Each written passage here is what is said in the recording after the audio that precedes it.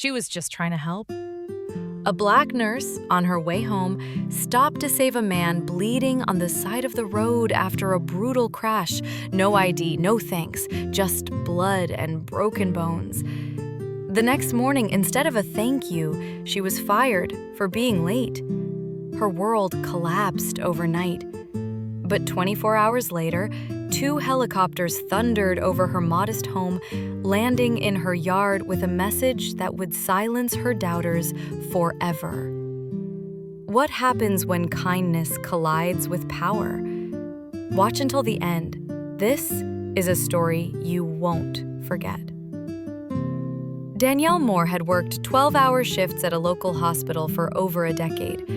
A single mother, respected nurse, and quiet soul, she lived in a modest home on the edge of town, barely making ends meet. She believed in doing good, even when life wasn't kind. One rainy evening, after another draining shift, Danielle was driving home when she saw a wrecked luxury car off the road. Without hesitation, she pulled over, rushed through the mud, and found a man unconscious behind the wheel, blood dripping from his temple. His suit was torn but expensive. She stabilized him, called emergency services, and rode in the ambulance to ensure he survived. But her supervisor didn't want to hear excuses when she reported late for work the next morning. Hospital policy was clear. Late without authorization meant dismissal. No questions, no consideration, just a cold letter and a box to collect her things. What Danielle didn't know was that the man she had saved was one of the wealthiest tech investors in the country, and he remembered everything. While Danielle sat at home wondering how to explain to her son that she no longer had a job, powerful decisions were being made in boardrooms she never knew existed. The man she saved, Ethan Cross, was recovering quickly. The moment he woke up, he demanded to know who had pulled him from the wreck. Security footage and ambulance reports gave him a name: Danielle Moore. He was shocked to discover she had been fired for her heroism. Outraged, he ordered his private team to locate her immediately, saying only, "No one who saved my life should suffer for it."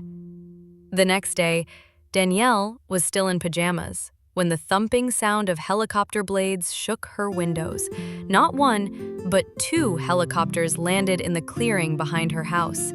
Her neighbors peeked through blinds, confused and curious. Men in suits stepped out, followed by Ethan Cross, limping slightly but very much alive. He walked up to her front door, ignoring the mud on his shoes, and asked for her by name. Stunned, Danielle stepped outside, unsure if this was some kind of dream or joke. Ethan simply said, "You saved my life. Now, I'd like to help rebuild yours." Danielle was speechless. Emergency response in underprivileged communities. It came with a 6-figure salary, full benefits, and relocation assistance. But that wasn't all. He gestured toward the second helicopter. "That one's for your son. I figured he deserved a ride too."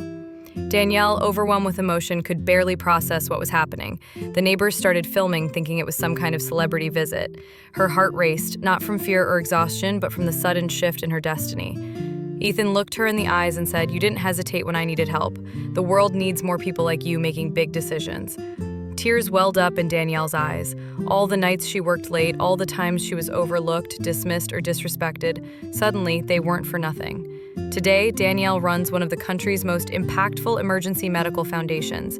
She didn't just get her job back. She got a purpose, a platform, and the recognition she always deserved.